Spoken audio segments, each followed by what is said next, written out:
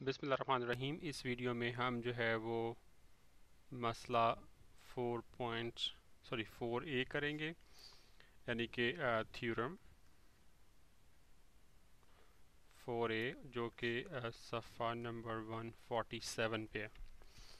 ये 4A है जो आपने पहले किया था थ्योरम नंबर 4, उससे बहुत मिलता जुलता, और उसका जो है ना बेसिकली वो मिरर थ्योरम है, अक्स मसला है। इसमें वो ये कहते हैं कि पहले मैं आपको स्टेटमेंट बताता हूँ, फिर उसके बाद अगले पेज पे इंशाल्लाह उसको ना प्रूव करने की कोशिश करते हैं। इसमें ये कहते हैं कि एक ट्रायंगल अगर हो और ये इस लाइन को मैं ज़रा दोबारा बेहतर करके लगाने की कोशिश करता हूँ। ये ट्रायंगल है। अगर एक लाइन, ये बल्कि ट्रायंगल के नाम देते हैं ABC, ABC, और ये जो लाइन है ये है E और D। अब वो ये कहते हैं कि अगर कोई लाइन ED एक ट्रायंगल को की दो साइडों को इस तरह काट रही हो कि दोनों साइडों की जो लेंस बनेंगी काटने के बाद, यानी कि AD और DB, और कॉरस्पॉन्डिंगली इधर AE और FC, ये इनको इस तरह काटे कि ये एक ही निस्बत से काटे। एक ही निस्बत से काटे का मतलब ये है कि AD ओवर DB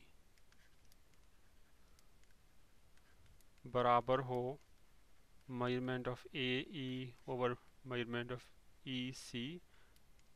अगर इनको इस तरह काटे कि ये जो दूसरी साइड्स की जो लेंस बनेंगी नहीं वो प्रोपोर्शनल हों, उनको एक ही निस्बत से काटे कि AD ओवर DB के दरमियान जो रेशियो है वही AE ओवर EC के दरमियान में हो, तो ये इसका मतलब ये है कि जो लाइन ED है ना, ये पैरेलल है CB के।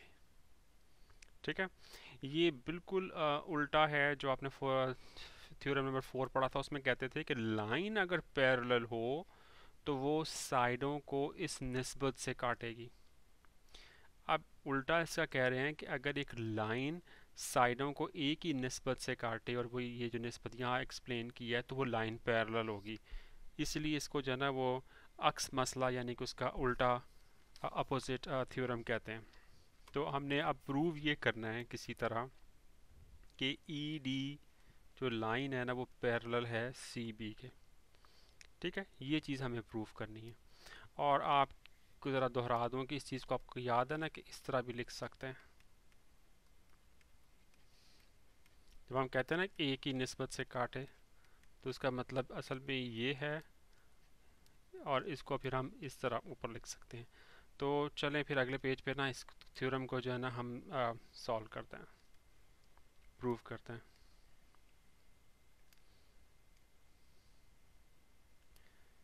A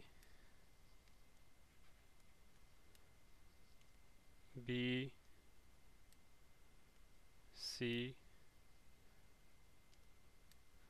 ये आपकी लाइन है जी जो इनको काटती है, ED। अच्छा, अब हम कहते हैं कि अच्छा चलो ठीक है, काट रही है, तो जो हमारे पास गिवन हो गया ना,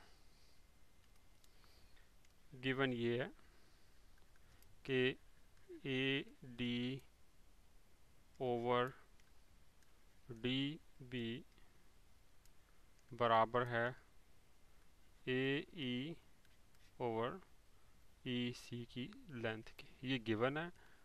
प्रूव हमने ये करना है कि ED जो है ना वो पैरेलल है CB के। अच्छा, अब अमल वो ये कर रहे हैं, स्टेप ये ले रहे हैं कि फ़र्ज़ करें कि अच्छा जी हम कहते हैं जी पैरेलल नहीं है। चलो पैरेलल नहीं है तो हम एक लाइन ऐसी लगा देते हैं कि जो जी पैरेलल हो। इसको आगे बढ़ा के थोड़ा सा,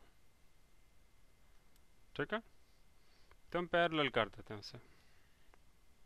इस पॉइंट को मैं F पॉइंट कह देता हूँ। ये जी ठीक है, ये लाइन है जी। तो आप कहते हैं जी ई डी, हम एज्यूम करते हैं कि सी बी के पैरेलल नहीं है, तो सी बी को इस तरह करके बना लेते हैं और एक नई लाइन लगा लेते हैं कि ई डी इसके पैरेलल हो जाए। ठीक है। अच्छा, अब देखें कि ट्रायंगल ए बी एफ, जो नई वाली ट्रायंगल बनी है, उसके अंदर क्या है, डी ई पैरेलल है बी एफ के, क्योंकि हमने अमल किया ना ये। अभी हमने कहा जी कि ठीक है ये ई बी सी के पैरेलल नहीं है, तो एक ऐसी लाइन लगाते हैं जो इसके पैरेलल हो। तो आपने ये पैरेलल एक लाइन लगाई, तो D E D B F के पैरेलल ना, ये हमारा अमल है उसके मुताबिक। तो अगर ये बात सच्ची है तो इसका क्या मतलब होगा कि ए डी, आपको पुराने वाला जो थ्योरम 4 है उससे याद है ना कि अगर लाइनें पैरेलल हों तो वो लेंस को एक ही जो है रेशो में काटती हैं। तो इसका मतलब ये है कि अगर ये लाइन और ये वाली लाइन पैरेलल हैं तो इसका मतलब कि A D over D B किसके बराबर होगा, ए ई ओवर ई एफ के। ई एफ, क्योंकि आपको पता ना, अब इस लाइन की और इस लाइन की बात हो रही है। हमने कहा जी ये हम ऐसी लाइन लगाते हैं जो पैरेलल हो, तो ये लाइन इस लाइन के अगर पैरेलल है तो A D over D B बराबर होगा ए ई ओवर ई एफ के। ठीक है ना। और इसकी रीज़न आपको पता है, वो अपने थ्योरम नंबर जो 4 पढ़ा था। ठीक है जी। लेकिन हमें ये भी पता है कि A D over D B बराबर है ए ई ओवर ई सी के। कहाँ से पता, ये गिवन है। ठीक है ना, मालूम है हमें, ये देखें ये चीज़। तो अगर A D over D B इसके बराबर है और A D over D B इस चीज़ के बराबर है, तो इसका मतलब क्या हो गया कि ये दो चीज़ें आपस में बराबर हैं। ठीक है ना। तो इससे क्या साबित हुआ कि ए ई ओवर ई एफ बराबर है measurement of A E over measurement of E C के। अब ये देखिए, ये ए ई है, ये ए ई है दोनों तरफ ऊपर, और नीचे ई एफ है और ई सी है। ऊपर अगर एक ही जैसी चीज़ है और ये चीज़ इस चीज़ के बराबर है, तो इसका क्या मतलब है, इसका मतलब सादा सादा लफ्ज़ों में ये है कि ये चीज़ इस चीज़ के बराबर है। ठीक है, कि मेजरमेंट ऑफ ई एफ बराबर आ जाएगी जी ई सी के। अब ई पॉइंट तो जो है वो हमारा